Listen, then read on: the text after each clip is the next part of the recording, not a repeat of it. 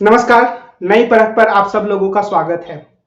हमारे देश की राजनीति इस समय कई तरह के झंझावातों से गुजर रही है और चूंकि आने वाले कुछ महीनों के बाद लोकसभा के चुनाव होने वाले हैं, तो हर राजनीतिक दल यह कोशिश कर रहा है कि वह अपनी स्थिति ज़्यादा से ज़्यादा मजबूत बनाए। राम मंदिर के निर्माण और उसमें प्राण प्रतिष्ठा के कार्यक्रमों को भी हमें इससे ही जोड़कर देखना चाहिए। भारतीय जनता पार्टी और प्रधानमंत्री नरेंद्र मोदी की यह पूरी कोशिश है कि इस कार्यक्रम का वह इस तरीके से लाभ उठा पाए जिससे आने वाले चुनाव में उनकी नाव आसानी से पार हो सके। बल्कि उन्हें यह भी उम्मीद है कि न सिर्फ वह अपने पिछले प्रदर्शन को दोहरा पाएंगे, बल्कि इसके साथ ही साथ उनकी सीटें और बढ़ेंगी। भाजपा के कई उत्साही कार्यकर्ता तो 400 सीटें हासिल करने का दावा भी करते हैं। लेकिन अगर हम अपने आसपास के परिवेश को देखें तो एक ऐसा माहौल बनाने की कोशिश हो रही है जहां पर धर्म के बारे में, मंदिर के बारे में और उससे जुड़े हुए कई कर्मकांडों के बारे में अगर कोई सुचिंतित टिप्पणी करने की कोशिश करता है तो उसे मंदिर विरोधी मान लिया जाता है। अगर अतीत के किसी महापुरुष या किसी महान महिला की उक्ति को उद्धृत करते हुए कोई अपनी बात कहता है, तब भी पूरी मीडिया में यह खबर चलाई जाती है कि भाई साहब ये तो मंदिर विरोधी बात हो गई। अब कल के दिन एक बड़ी मजेदार घटना घटी। 3 जनवरी को जो सावित्रीबाई फुले हैं उनकी जयंती होती है। सावित्रीबाई फुले हमारे देश की प्रथम महिला शिक्षिका थीं। उन्होंने स्त्रियों की शिक्षा के लिए काफी प्रयास किया। उन्होंने यह कोशिश की कि जो स्त्रियां हैं वह स्कूलों में जाएं, शिक्षा हासिल करें। इसके लिए उन्हें काफी संघर्ष का सामना करना पड़ा। जब वह बच्चियों को लेकर स्कूल की तरफ जाती थी या अकेले भी स्कूल की तरफ जाती थी तो रास्ते में उन पर लोग मैला फेंक देते थे, गोबर फेंक देते थे, क्योंकि यह माना जाता था कि वो बड़ा ही खराब काम कर रही हैं। तो उन्हीं सावित्रीबाई फुले की जयंती मनाने के लिए एक कार्यक्रम का आयोजन करने की घोषणा राष्ट्रीय जनता दल के द्वारा की गई और उसमें जो यह कार्यक्रम होने वाला था वो 7 जनवरी को होने वाला कार्यक्रम है।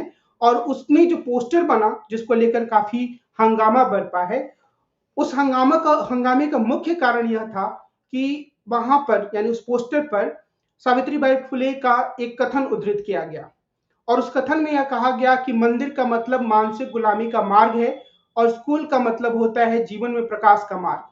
जब मंदिर की घंटी बजती है तो हमें संदेश देती है कि हम अंधविश्वास, पाखंड, मूर्खता और अज्ञानता की ओर बढ़ रहे हैं, और जब स्कूल की घंटी बजती है तो यह संदेश मिलता है कि हम तर्कपूर्ण ज्ञान और वैज्ञानिकता व प्रकाश की ओर आगे बढ़ रहे हैं। अब यह तय करना है कि आपको किस ओर जाना है। सावित्रीबाई फुले के इस कथन को मीडिया के द्वारा इस तरह से प्रस्तुत किया गया मानो कि इससे सनातन धर्म का बड़ा अपमान हो गया।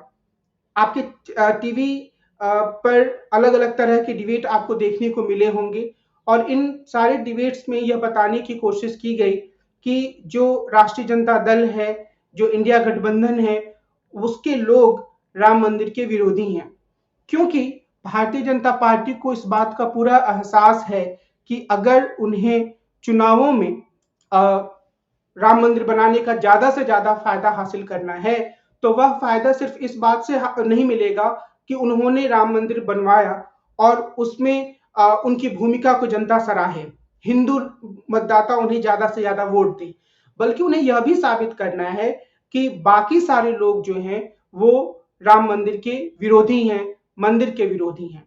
अगर हम सावित्रीबाई फुले के कथन पर एक बार फिर से वापस जाएं तो उस कथन में मुख्य रूप से शिक्षा पर जोर दिया गया है।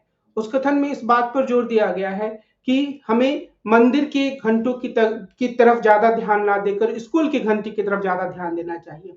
हमें स्कूल में अपने बच्चों को भेजने की कोशिश करनी चाहिए। हमारा प्रयास यह नहीं होना चाहिए कि हम मंदिर या अंधश्रद्धा में अपने आप को ज्यादा से ज्यादा लगाते जाएं। यह एक ऐसी सोच है जिसके बारे में सिर्फ सावित्रीबाई फुले ने बात नहीं कही।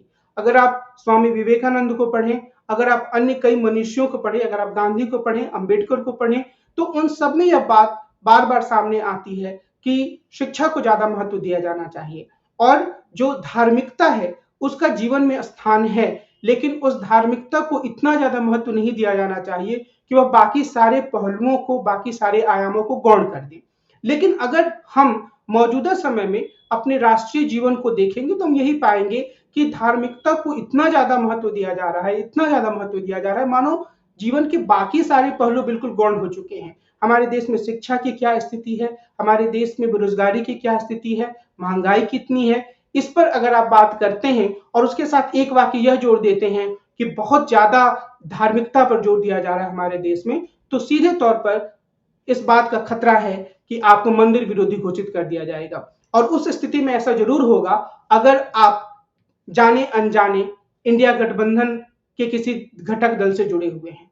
तो यह जो स्थिति है वह अपने आप में एक अजीब तरह की स्थिति की ओर संकेत करती है, जिसमें कि धर्म के नाम पर होने वाली किसी भी आलोचना, यानी धर्म की किसी भी आलोचना को एक अनावश्यक चीज मान लिया गया है, एक ऐसी बात मान ली गई है कि ऐसा नहीं करना चाहिए, ऐसा करना गलत है। लेकिन हमें इस बात को याद रखने की जरूरत है कि भारतवर्ष में ही पिछले 100 वर्षों में, पिछले 150 वर्षों में ऐसे ऐसे समाज सुधारक महापुरुष हुए हैं जिन्होंने धर्म की अत्यंत तीखी आलोचना की है, और उन आलोचनाओं को हिंदू धर्म के लोगों ने भी सुना।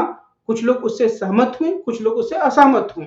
मैं तो यह कहना चाहूंगा कि अगर हम सब भगत सिंह के द्वारा लिखे गए लेख मैं नास्तिक क्यों हूं को पढ़ें तो हमारी आंखें खुल जाएंगी, क्योंकि भगत सिंह जब बताते हैं कि किस तरीके से सभी धर्मों में पाखंड है और उस पाखंड का विरोध करने की जरूरत है, तो क्या हम सीधे तौर पर यह कहकर भगत सिंह की आज निंदा करेंगे कि वे धार्मिकता के विरोधी थे? अगर वो धार्मिकता के विरोधी थे, जो कि वो सच में थे, तो भी उनके विचार अपनी जगह पे मूल्यवान है। ठीक उसी तरीके से सावित्रीबाई फुले के भी मूल्य जो है या उनके जो विचार हैं वह महत्वपूर्ण है। और अगर कोई समूह, अगर कोई दल इसकी बात करता है तो उसे सिरे से मंदिर विरोधी कहने की बजाय इस बात पर ज्यादा ध्यान देने की जरूरत है कि वह जिन मूल्यों की तरफ संकेत कर रहा है वो मूल्य क्या है। और अगर हम अतिशय धार्मिकता की बजाय वैज्ञानिकता की बात करें, अगर हम शिक्षा की बात करें, अगर हम लोगों में जागरूकता लाने की बात करें, तो क्या वह ज्यादा बेहतर रास्ता नहीं है हमारे अपने समाज को एक बेहतर समाज बनाने का? आज के परख के इस अंक में मैं यही विराम देता हूं। हम अगली बार जब मिलेंगे तो किसी अन्य राजनीतिक मुद्दे पर चर्चा करेंगे। नमस्कार।